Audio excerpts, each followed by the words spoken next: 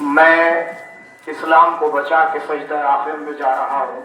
اب امامت تیرے حوالے ہے، اب میرا مقصد تیرے حوالے ہے.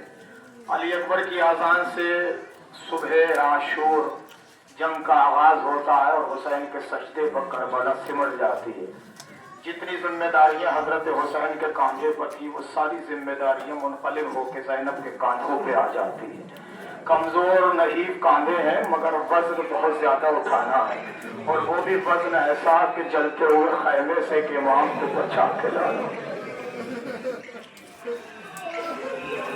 نحیف الاور کمزور رکھنے والی شہزادی نے اپنے بھائی سے وعدہ کر لیا، اے بھیا جب تک بازو سلامت رہیں گے میں تیری امانت کو محفوظ رکھوں.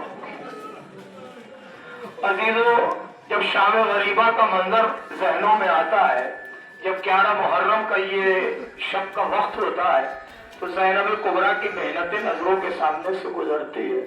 اور وہ وقت ایسا ہوتا ہے کہ جب شہزادی لاشوں کے درمیان کھڑی ہوتی ہے اور آسمان کی طرف ہاتھ اٹھا کے ایک فقرہ کہتی ہے، اے بھیا کاش کوئی تیرا چاہنے والا ہوتا کہ جو ان بکھرے ہوئے لاشوں کو اٹھا کے قبر تک پہنچا دیتا. میرے اندر اتنی سخت اور اتنی طاقت نہیں ہے کہ میں ایک ایک لاشوں کو اٹھا کے قبر میں دفن کر دوں. اے بھیا میں صرف دعا کر سکتی ہوں، دعا کے علاوہ کچھ نہیں کر سکتی. اور ایسے میں نے جو روایتیں پڑھی ہیں میں ان کی 2-3 وہ روایتیں آپ کے سامنے پیش کر رہا ہوں. حمید ابن مسلم کہتا ہے کہ میں نے دیکھا کہ 11 محرم کی رات تھی، 2 بچے خیمے کی جلی ہوئی راکھ سے غائب تھے. جناب زینب نے ام کلثوم سے فرمایا کہ 2 بچے نظر نہیں آتے. زینب و کلثوم جب ان بچوں کو تلاشنے گئیں تو دیکھا خون کی خاک کربلا پر اپنا رخسار رکھے ہوئے دونوں بچے لیٹے ہیں. زینب و کلثوم سمجھی کہ شاید بچے آرام کر رہے ہیں، لیکن جب بازو ہلا کے دیکھا تو بچے اس دنیا میں زندہ نہیں تھے. جناب زینب نے ام کلثوم کو دیکھا، ام کلثوم نے زینب کو دیکھا اور دیکھ کے فرمایا، اے بہن یہ تشنہ لبی کی وجہ سے دونوں بچوں نے اپنی زندگی کو گنوا دیا. یہ دونوں کے دونوں بچے شہید ہو گئے ہیں تشنہ لبی کی وجہ سے. دوسری روایت اسی طرح کی 11 محرم کی ہے کہ شمر ملعون نے دیکھا کہ قافلہ چلنے کے لیے تیار نہیں ہے تو پوچھا کہ قافلہ نہ چلنے کی وجہ کیا ہے، تو فرمایا کہ 2 بچے ہیں کہ جو غائب ہو گئے ہیں. دونوں بچوں کو تلاشا گیا تو دیکھا کہ ایک درخت کے نیچے دونوں بچے لیٹے ہوئے ہیں. شمر اپنا گھوڑا دوڑاتا ہوا تیزی کے ساتھ جب ان بچوں کے قریب سے گزرا تو پہلے جسم پر تازیانہ مارا مگر وہ بچے اٹھ نہ سکے. پھر زمین پر اترا اور اپنے ہاتھوں سے بچوں کے گالوں پر تماچے مارتا رہا مگر بچوں کے اندر حرکت نہ ہو سکی. تو بیٹھ کے قریب دیکھا تو دیکھا کہ بچے اس دنیا میں نہیں ہے بلکہ اس دنیا سے رخصت ہو گئے ہیں. زینب کبریٰ نے ایسے منظر کو دیکھا، دیکھ کے ایک ہی جملہ فرمایا، اے شمر تجھے شرم نہیں آتی کہ بچے اس دنیا میں نہیں ہے، انہیں بھی مار رہا ہے، ان کے بھی تماچے مار رہا ہے. اسی 11 محرم کی تیسری روایت. عزیز اس کے بعد یہ تابوت اور آپ زیارت کریں گے. تیسری روایت آپ ملاحظہ فرما لیں. رات کا سناٹا بھی آپ نے اندھیرا دیکھا تھا، رات کا سناٹا تھا. شہزادی زینب کبریٰ پہرا لگا رہی تھی کہ ایسے میں ایک بچی غائب ہے، تلاشا جا رہا ہے کہ وہ بچی کہاں چلی گئی. تو جب بچی کو تلاشا گیا تو دیکھا کہ ایک کٹے ہوئے سر کی لاش سے بچی لپٹی ہوئی ہے اور بینگ کر رہی ہے. شہزادی زینب کبریٰ تشریف لے جاتی ہے. علامہ طوسی لکھتے ہیں کہ جب شہزادی زینب کبریٰ اس بچی کے قریب گئی تو بچی کے شانوں کو پکڑا مگر بچی نے لاشے کو اتنے کس کے پکڑ رکھا تھا کہ شہزادی کے چھڑانے پر بھی بچی نے لاشے کو نہیں چھوڑا. جب بچی نے لاشے کو نہیں چھوڑا تو شہزادی زینب کبریٰ نے ام کلثوم سے فرمایا کہ خیمے میں رقیہ بیٹھی ہوئی ہے، ذرا رقیہ کو بلا کے لاؤ، اس لیے کہ جب بچی کی ہمسن آئے گی تو شاید یہ بات مان جائے. رقیہ مسلم کی بیٹی کو لایا گیا، سکینہ کے پہلو میں بٹھا دیا گیا. جب سکینہ کے پہلو میں رقیہ بیٹھی تو بیٹھنے کے بعد ایک جملہ کہا، اے سکینہ میں نے بھی تو اپنے بابا کی یتیمی برداشت کی ہے نا، میں نے بھی تو اپنے بابا کا غم اٹھایا ہے نا، میں بھی تو یتیمہ ہوں نا، میرا بابا بھی تو غربت میں مارا گیا ہے. اے سکینہ لاشے سے اٹھ جا जाओ।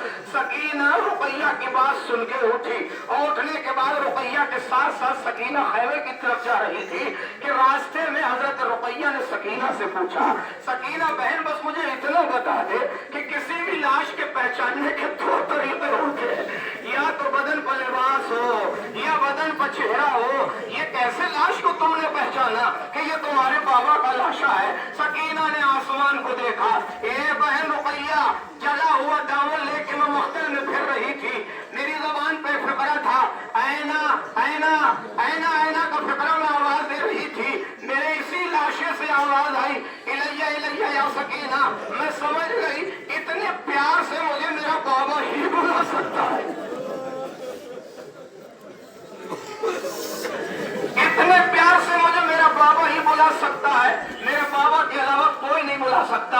अब एक हसास पहलू है कि जिसे मख्तर ने बड़ी खूबसूरती के साथ तहरीर फरमाया है। साहिबान औलाद खड़े हुए हैं, अजीजों ये फिक्र सुनिएगा, अगर दिल में एहसास हो और करबला की इतनी सी भी याद हो तो रोने के लिए यही फिक्र काफी है। रुकैया पूछती है कि फिर तुम लाशे से लिपट के क्या बयान कर रही थी? सकीना फरमाती है कि जब मैं लाशे से लिपटी तो मैंने बाबा से ये फिक्र कहा, ए बाबा, जिंदगी में आपको मैं प्यारी थी, रवाब को अली असगर प्यारे थे। रवाब की आगोश में मेरा भैया असगर सोता था, मैं आपकी आगोश में सोती थी। पर इतना बताइए कि ये रूठने की वजह क्या है कि आप अकेले मख्तर में सो गए, मैं वहां यतीम बेसहारा तन्हा इधर उधर खैमों की जली हुई रात में फिर रही थी। एक मरतबा कटे हुए सर वाली लाश से आवाज आई, ये सकीना मंजर बदला है, तुम रवाब की आगोश में सो जाओ, अली असगर मेरे सीने पर सो जाएगा। तो मैंने फरमाया, ये बाबा आपको पता है जब तक आपके सीने पर सकीना सो न ले, जब तक आपका सीना सकीना को मैसर न हो जाए, सकीना को नींद नहीं आती है। ए रुकैया, मैं अपने बाबा के सीने से चिमट गई और चिमटने के बाद अपने सीने के अपने बाबा के सीने पर थोड़ी देर सोई थी कि मुझे ख्वाब में मेरे नाना रसूलुल्लाह फातिमा ज़हरा तशरीफ ले आई और लाने के बाद फरमाया, ए सकीना अभी वक्त इम्तिहान है, ए सकीना अभी सफर लंबा है, बाबा के लाशे को छोड़ दो, ज़ैनब कुलसूम के साथ चले जाओ। जनाब सकीना फरमाती है कि इतनी देर में तुमने आवाज दे दी, मैं लाशे को छोड़ के मैं तुम्हारे साथ आ गई। ये वो बातें थी कि जो रुकैया और हजरत सकीना में हो रही थी। अजीजों, बस इस सिलसिले के जो आखिरी फिक्रे हैं वो जरा इस रिवायत के सुन ले। रास्ते में जा रही थी, रुकैया भी है, जनाब सकीना भी है, एक दूसरे से बात हो रही थी। रुकैया ने पूछा, ए सकीना, यतीमी कहते किसको है? बेसहारा कौन होता है? जनाब रुकैया ने पूछा तो सकीना ने बड़ी खूबसूरती के साथ जवाब दिया, ए रुकैया, यतीम उसको कहते हैं कि दुनिया में जिसका कोई सहारा ना हो, जिसके माँ बाप मर जाए वो भी यतीम है, मगर जिसका कोई सहारा ना हो उसे यतीमा कहा जाता है। फरमाया कि यतीमा की और कोई शनाख्त और कोई पहचान और कोई अलामत? फरमाया कि जो बुलाती रहे और कोई मदद को ना आए उसे भी यतीमा कहा जाता है। मैं अपने बाबा की शहादत के बाद से आवाज दे रही हूँ मगर कोई आवाज सुनने वाला नहीं है। अजीजों, यही फिक्रा तो था कि जो शाम गरीबा में जनाब सकीना ने अपने दादा हजरत अली मुर्तजा से फरमाया था। अब वो फिक्रा है और बड़ी कयामत का फिक्रा है कि जो हजरत सकीना ने अर्ज किया था जब हजरत अली अलैहिस्सलाम हजरत ज़ैनब सलामुल्लाह अलैहा से मुलाकात करने के लिए तशरीफ लाए, वो सारा वाक़या पेश नजर है आपके। और जब मुलाकात हो गई जनाब ज़ैनब कुबरा से तो एक कोशे में सकीना बैठी हुई थी कि हजरत अली ने आवाज दी, ए मेरी लाडली सकीना, क्या अपने दादा से मुलाकात नहीं करोगी? हजरत सकीना ने सर उठाया और उठा के फरमाया, ए दादा, आज यकीन हुआ कि यतीम किसे कहा जाता, आज यकीन हुआ कि यतीमा का दर्द क्या होता है। अली अलैहिस्सलाम ने पूछा, सकीना कैसी बातें कर रही हो? कहा इसलिए कि आज ज़ैनब कुबरा ने आपको आवाज दी तो आप नजब छोड़ के हमारी फूफी की मदद के लिए तशरीफ ले आए, मगर मेरे दामन में आग लगी हुई थी, शिमरे मलून मेरे गालों पर तमाचे मार रहा था, मैं आवाज दे रही थी मगर कोई मेरी मदद को आने वाला नहीं था।